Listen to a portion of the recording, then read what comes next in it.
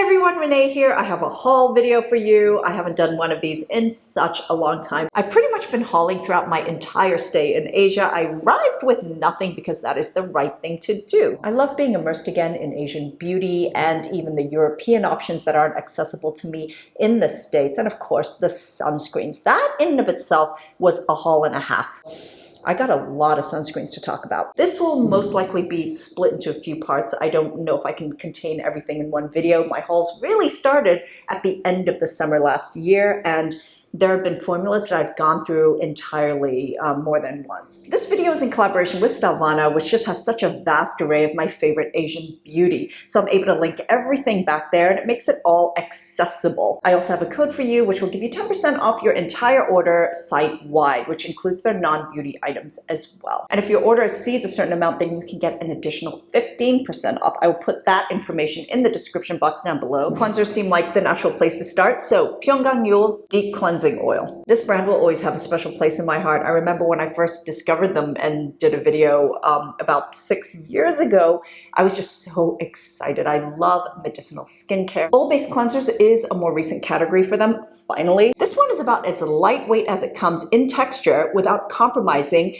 its ability to really remove everything. This is for anyone who doesn't like oiliness or the rich, lush, oily cleansers, which I love actually. But I can also really appreciate something that is very thin, lightweight, not oily, but removes the day the way an oil cleanser only an oil cleanser can. If you have an oilier skin type, this is kind of perfect. It emulsifies like a champ and just everything removes without any residue. At the same time, if you're someone with dry skin, this still works really well without stripping. This is so perfect for those warmer summer months because it's so lightweight, but also just melts off layers and layers of sunscreen and everything else. This would be the opposite of iUNIK's Calendula Cleansing Oil, which is really a rich plant oil, luxury feeling type of cleansing experience. A cleanser you've seen me using in my most recent evening skincare routine is this one from Beauty of Joseon, their Radiance Cleansing Balm. I love a good sherbet balm. This meets all the basic criteria I have.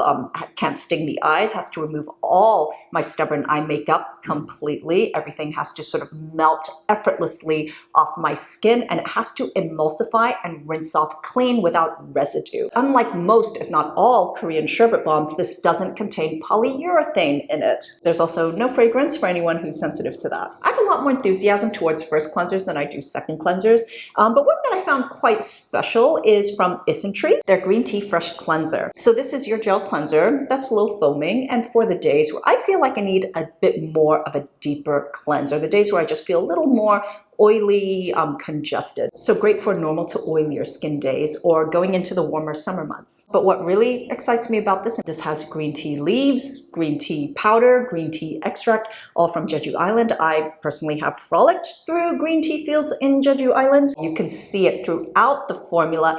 The gel is the color of green tea. It even has little green tea leaves, which are not abrasive. They're just there. This feels very balancing, and my experience with green tea rich like masks, cleansers, I always feel like it leaves my skin just a little brighter as well, or maybe that's me. Everything just feels lighter and brighter. I love a mist, always have. I have a bunch of hydration stations dispersed through areas where I spend most time. A new one that I've been trying, and it feels like it's been a long time since I've spoken about a mist that I really like, is this one from Skin 1004, their Hyalu-Cica Cloudy Mist. This is from their Madagascar Centella line, and from that line, this is what I have been using, just naturally gravitating towards and using on a daily basis. This gives good mist. This is a great mister that dispenses such a fine, even light spray. It's almost as though your face is moving into a cloud. This is great over makeup. It's fabulous for just boosting midday radiance. This had me at 40% green tea extract. It has this, lovely combination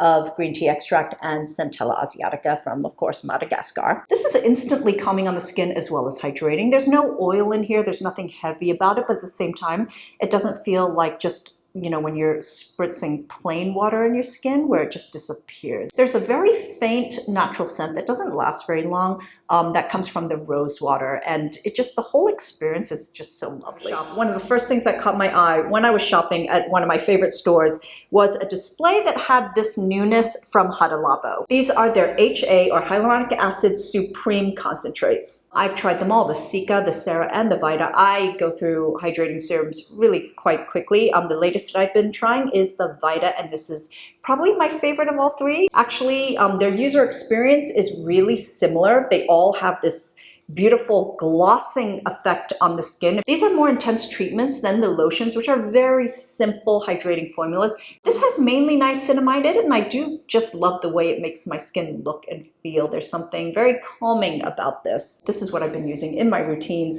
for hydration. It's more intense hydration, and which is perfect coming out of the winter months and going into the spring. Probably the second thing to catch my eye when first shopping in Asia is this newness from Melano CC. Their premium brightening essence. I believe at the time this had just come out in 2021, and it is an upgraded, more intense version of the original. You all know I do love this original, and as far as user experience goes, it's pretty much identical. It also has that same initially sort of oily, spreadable feel, which dries down pretty quickly. They made some upgrades to the formula to improve the brightening effect of this. This is something that can also be used as a spot treatment on certain areas or over the whole face. So this now has 4 different types of vitamin C in it, as opposed to 2. Of course, the gold standard ascorbic acid, as well as 3 derivatives that are very much focused on improving the evenness of skin tone and brightening the skin tone. Like the original, this still has that slight citrusy scent to it and just never seems to oxidize. I want to talk a little bit about this strong exfoliating treatment from Skin 1004 from their Zombie Beauty line, their Bloody Peel. Obviously, the whole bloody aesthetic and even texturally, it reminds me a lot of The Ordinary's AHA 30%, BHA 2% peeling solution. Other than that, the formulas are different. This is not by any means a dupe. But what actually really intrigued me to try this is because traditionally in K-beauty, harsh actives were just not part of the scene. In general, strong acids and retinols, vitamin A, were discouraged for fear of damaging the delicate skin barrier. But that is all changing now, and in a way it makes me more inclined to try their version of active concentrated formulas, because I can imagine that their approach is more on the cautious side, which is just like for The Ordinary. So when I see a K-beauty treatment using 17% glycolic acid, I want to try it. This has that nice gooey, and for lack of a better way to describe it, kind of saliva-y texture. So you can apply a very thin layer on your skin, which is what you want to do, but it won't run. This is not drippy. It will just kind of stay in place. So you're supposed to leave this on for only 1 minute before removing, which is not only efficient, but it does resonate with me because that's sort of how I use other really strong, like the 30%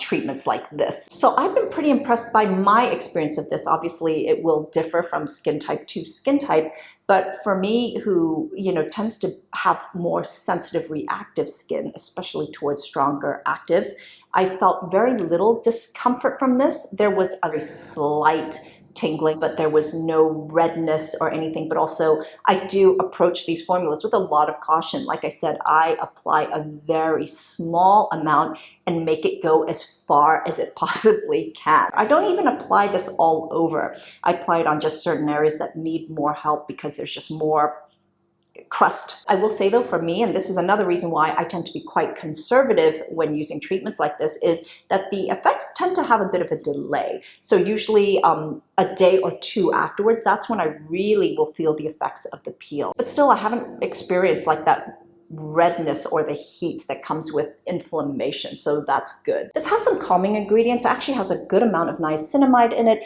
as well as antioxidants. The deep redness in this formula actually comes from all the different rich berry extracts. Of course, I picked up the new 2022 upgraded formulation for one of the best sunscreens in existence, in my opinion. Anessa's Perfect UV Sunscreen Skincare Milk. I never miss an upgrade. As soon as I see a different colored cap top, I go for it. I will definitely be talking in greater detail about this when I unleash all my new sunscreen videos, but just know that this formula is as elegant and as beautiful as ever. In fact, if anything, it's become even more resistant to heat, friction, sweat. One notable difference is that this formula is now octinoxate free. 3 sunscreens that caught my eye come from a brand called Bellflower. Bellflower for years now has been doing a lot of, single ingredient focused concentrated serums and formulas.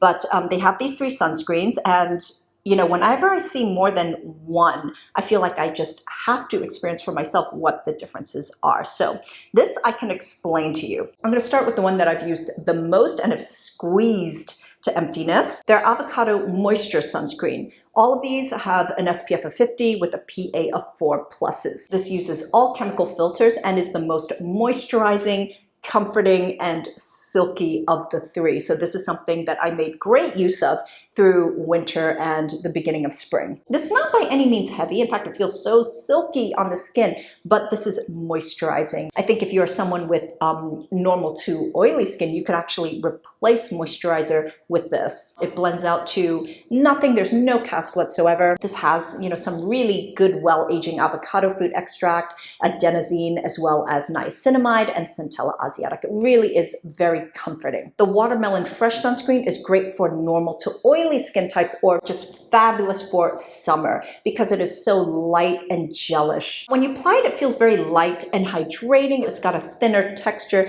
This also uses all chemical filters and is completely invisible on the skin. This obviously has the refreshing watermelon extract in it, as well as Centella asiatica and sodium hyaluronic. The Blueberry Perfect Sunscreen is the one that I have reached for the least out of the 3. Texturally, this is not quite my thing. It's not as elegant as the previous 2. I think a lot of that has to do with the fact that it has a mixture of zinc oxide and the chemical filters. But the zinc oxide is enough where when you first apply it, there is a bit of a white cast. In fact, it gives what is called a natural tone up look, which, I generally don't like tone up because usually that means white cast. Eventually on my skin, it can actually blend out and leave just a very unnoticeable slight tone up.